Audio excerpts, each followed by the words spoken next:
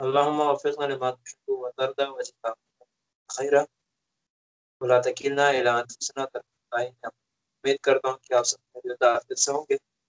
خداوند متعال سے دعا ہے کہ آپ سب کو اپنے حفظ امان میں رکھے اور اپنے مقاصد عالیہ میں کامیاب و کامران بنائے.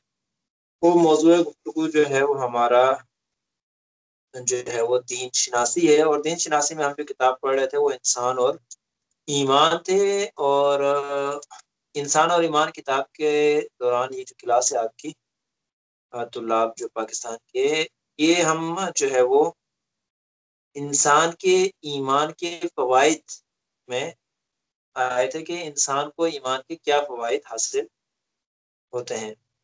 اب یہاں پر جو صاحب مصنف جو فوائد ذکر کرتے ہیں اس میں کے اندر بعض جگہ قرآنی آیت بھی لے کر آتے ہیں، اور ایمان کے فوائد وہ چیزیں ہیں کہ جو آج سب سے زیادہ جن کی ضرورت ہے. یعنی اس وقت جو سب سے بڑی بیماری ہے آپ کے یہاں پر وہ اسٹریس کہلاتی ہے، جس بیماری کو سب سے زیادہ آج انسان کو جو سب سے زیادہ درپیش بیماری ہے.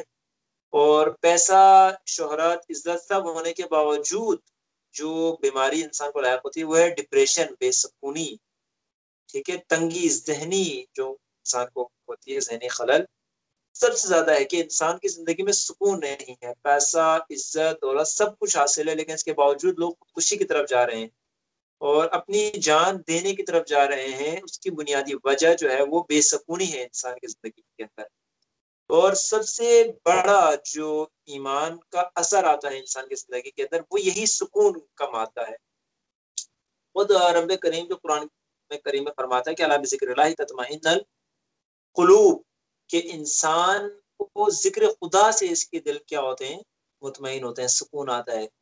اس کے علاوہ ہر چیز انسان حاصل کر سکتا ہے دنیا سے، لیکن دل کا جو سکون ہے، قلب کا سکون، وہ کبھی بھی جو ہے وہ ذکر خدا کے علاوہ حاصل نہیں ہوتا.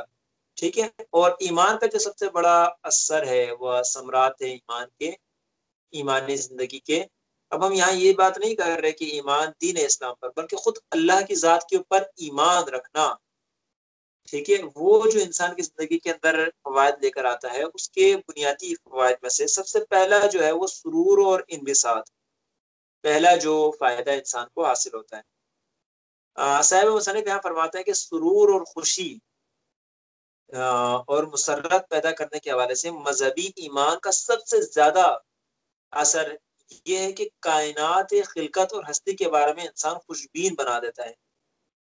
یعنی اس کائنات کے متعلق انسان کو خوشبین بناتا ہے، بدبین نہیں بناتا کہ مجھے جو ہے وہ اتمن غلط پیدا کیا گیا ہے، یہ کائنات کیسی ہے، مشکلات ہیں، پریشانیاں ہیں. ٹھیک ہے. سب سے پہلے انسان کے بارے میں خوشبین بناتا ہے کہ کائنات اس کے لیے خلق ہوئی ہے، اس کائنات ایک خالق ہے، ایک مالک ہے. یہ کائنات بے قاعدہ نہیں ہے، ایسا نہیں ہے کہ وہ جو کچھ اس کے ساتھ ناانصافی اور ایسا کوئی دیکھنے والا نہیں. ٹھیک ہے. مذہبی ایمان کائنات کے بارے میں انسان کو خاص نقطۂ نظر عطا کرتا ہے. ٹھیک ہے. جو اگر مذہبی ایمان نہ ہو تو انسانوں کو کبھی حاصل نہیں ہوتا. اسی طرح خلقت کو با مقصد قرار دیتا ہے، اور یہ مقصد اس کے نزدیک خیر، سعادت و کمال کی طرف بڑھتا ہے. مذہبی ایمان انسان کی زندگی میں اس کو یہ بتلاتا ہے کہ یہ کائنات ہستی، وہ خود دیگر مخلوقات ایک مقصد کے تحت بنے ہیں. بغیر مقصد کے اس کائنات کی کوئی شے نہیں بنی. ٹھیک ہے. اور یہ مقصد انسان کو کمال کی طرف لے جاتا ہے، اور یہ بتاتا ہے کہ ہر شے کا مقصد کمال کی طرف جانا ہے. اس کے نتیجے میں نظام ہستی کو بحیثیت مجموعی اور اس پر حاکم قوانین کے بارے میں انسان خوشبین ہوتا ہے. اس نظام ہستی میں موجود ایک با ایمان شخص کی حالت ایک ایسے فرد کی سی ہوتی ہے کہ جو ایک ایسے ملک میں رہتا ہے جس کے قوانین، اداروں اور نظام کو صحیح اور عادلانہ سمجھتا ہو. یعنی جب انسان مذہبی ایمان کی طرف آتا ہے تو وہ اس کائنات کے بارے میں یہ یقیناً ہر مسلمان جانتا ہے، خوشبین ہوتا ہے اور جانتا ہے کہ یہ کائنات ایک عادلانہ نظام کے تحت چل رہی ہے، اور اس کائنات پر ایک نظام حاکم ہے، ایک ایسی ذات حاکم ہے کہ جو ہر شے پر قادر ہے اور قدرت رکھتا ہے. اللہ کی ذات اور اللہ کے اسماء میں سے قادر ہے، قدرت رکھتا ہے. اور اللہ ہر جگہ پر قرآن کی آیات میں بتلا رہا ہے انسان کو کہ ان اللہ علی کل شیء قدیر، یہ جو قدرت کا بیان کرنا ہے پروردگار کی طرف سے، یہ اس بات کو بیان کر رہا ہے کہ تم کہیں پر مایوس نہ ہونا کہ فلاں چیز تمہارے اختیار سے باہر ہے اور شاید پروردگار کی بھی قدرت میں نہ آتا ہو. یعنی یہ ایک ایسا کام ہے کہ جو کسی کی قدرت میں نہیں ہے، بلکہ جہاں پر بھی تم کسی مشکل پریشانی میں پھنس جاؤ، کہیں ناانصافی دیکھو اور کہیں ظلم کی انتہا دیکھو، طاقت اور قوت دیکھو، تو یہ جان لو کہ اس سے بھی بڑی ایک قدرت ہے، موجود ہے، کہ جس کے اوپر یہ قدرت، وہ قدرت ہے، قدرت رکھتا ہے اور وہ تمہیں دیکھ رہا ہے، اور وہ قدرت رکھنے والی ذات انصاف کرنے والی ہے. لہذا انسان کسی بھی جو ہے حال میں بدگمان نہیں ہوتا، بدبین نہیں ہوتا. انسان کیوں بدبین نہیں ہوتا، بدگمان نہیں ہوتا؟ اس کی وجہ یہ ہے کہ انسان جانتا ہے کہ اس کائنات پر قدرت رکھنے والی ایک ذات موجود ہے. آگے فرماتے ہیں کہ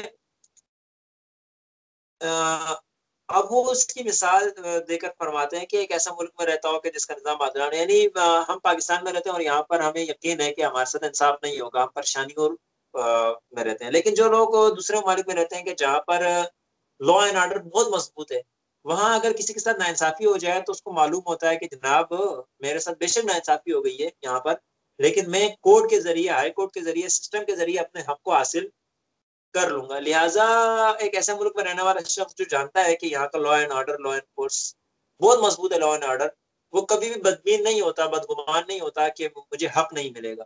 وہ ہمیشہ خوشبین ہوتا ہے کہ اس کا حق اس کو مل کر رہے گا. لہذا وہ ہمیشہ جانتا ہے کہ کسی بھی جگہ جو ہے وہ مایوس ہونے کی ضرورت نہیں ہے. اب اس کے بدلے میں، اس کے مقابل میں، کہ جو شخص اس ایمان کا حاصل نہیں ہے، وہ اس کائنات کے متعلق سمجھتا ہے کہ یہ کائنات ایسے سسٹم کے تحت چل رہی ہے کہ جہاں پر اس کے ساتھ ناانصافی ہو رہی ہے اور اس کو اس کا حق حاصل نہیں ہوگا. ٹھیک ہے، اور اس کی وجہ سے انسان جو ہے وہ بدبین ہوتا ہے اور خودکشی کی طرف جاتا ہے. خودکشی کی طرف جانے کی پہلی جو بنیادی وجہ ہے وہ یہ ہے کہ وہ شخص یہ سمجھتا ہے کہ اب جو اس کے ساتھ ہو رہا ہے کوئی شخص کو ٹھیک نہیں کر سکتا. یعنی خودکشی کرنے والا شخص اس شخص کی مانتے ہے کہ جو ایک ایسے ملک میں رہ رہا ہے کہ جس ملک میں اس کو یقین ہے کہ اب اسے اس کا حق نہیں ملے گا. یہاں پر ظالم طاقتوں کی حکمرانی ہے، عدالت بھی انہی کے ہاتھ میں ہے، نظام بھی انہی کے ہاتھ میں ہے، سسٹم ایجوکیشن بھی اسی کے ہاتھ میں ہے، اور اس کے ساتھ ناانصافی انہی لوگوں نے کی ہے. لہٰذا ان لوگوں کے خلاف کسی جگہ پر بھی وہ کیس نہیں لڑ سکتا، کیونکہ اگر عدالت میں وہ جائے گا تو وہاں عدالت پر حکومت انہی لوگوں کی ہے. لہٰذا یہ شخص مایوس ہو جاتا ہے.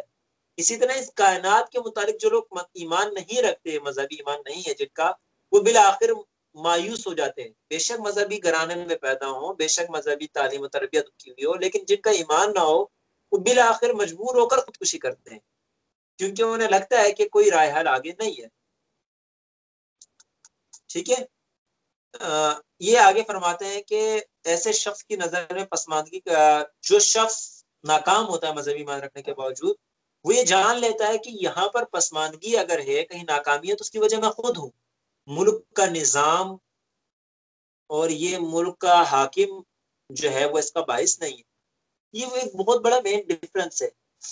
ہمارے یہاں لوگ اکثر تمام تر اپنی ناکامی کا ملبہ اور اپنی مجبوریوں کا ملبہ ڈال دیتے ہیں نظام کے اوپر، سسٹم کے اوپر. ٹھیک ہے، اور وہ کہتے ہیں کہ سسٹم نے یہ کر دیا، لوگوں نے یہ کر دیا، کہیں پر اپنے آپ کو ذمہ دار نہیں سمجھتے. اور جب انسان غیر مذہبی ایمان رکھتا ہے، ایمان نہیں رکھتا مذہبی، وہ سمجھتا ہے کہ جتنا بھی ظلم اس کے ساتھ ہو رہا ہے، میں غلط خاندان میں کیوں پیدا ہوا، میں ایسا پیدا ہوا تھا اس خاندان میں، اس وجہ سے ایسا ہو گیا، میں اس ملک میں پیدا ہوا تھا، اس وجہ سے یہ ناکامی ہو گئی، مجھے اسکول سسٹم ٹھیک نہیں ملا، اس وجہ سے ناکامی ہو گئی. اپنی تمام تر ناکامیوں کا ذمہ دار دوسروں کو ٹھہراتا ہے. لیکن جب انسان مذہبی ایمان پر آ جاتا ہے تو وہ کہتا ہے کہ دنیا ایک نظم کے تحت بنی ہے، یہاں اگر میں کہیں پسماندہ رہ گیا ہوں تو یہ خود میرا قصور ہے. اللہ نے مجھے مجبور نہیں کیا، اس دنیا نے مجھے مجبور نہیں کیا، کائنات کے سسٹم نے مجبور نہیں کیا، بلکہ اپنی ناکامیوں کے ذمہ دار میں خود ہوں. اگر میں درست اصولوں کے پر چلتا تو یقیناً کامیاب ہو جاتا. ٹھیک ہے، جو بھی کمی ہوئی ہے اس کا سبب میں خود ہوں. جیسے دوسرے تمام لوگ کامیاب ہو گئے ہیں، انہوں نے اپنی ذمہ داریاں نبھائی ہیں، اگر میں بھی اپنی ذمہ داریاں نبھاتا تو میں بھی کامیاب ہو جاتا. ایسا نہیں ہے کہ یہ کائنات ان کے لیے بنی ہے، ان کے لیے ٹھیک تھی، میرے ساتھ ظلم ہو رہا ہے، بلکہ اصول و ضوابط تمام کے لیے ایک ہے. جس نے بھی اپنی ذمہ داری ادا نہیں کی وہ ناکام ہے، اور جو بھی اپنی ذمہ داری ادا کرے گا وہ کامیاب ہو جائے گا. یہ غور و فکر اسے غیرت دلاتا ہے اس کائنات کے اندر، ٹھیک ہے، اور اسے خوشبینی اور اچھی امیدوں کی طرف حرکت پر مجبور کرتا ہے، اور اسے اپنے اندر پیدا ہونے والے خامیوں کی طرف بھی جو ہے متوجہ کرتا ہے کہ میری فنا فنا جگہ پر ناکامی ہے اور مجھے یہ درست کرنی چاہیے. سب سے بڑا فائدہ یہ ہے کہ انسان اپنی خامیوں کی طرف متوجہ ہوتا ہے، اس کائنات کی طرف خوشبین ہوتا ہے اور مایوسی سے دور ہو جاتا ہے.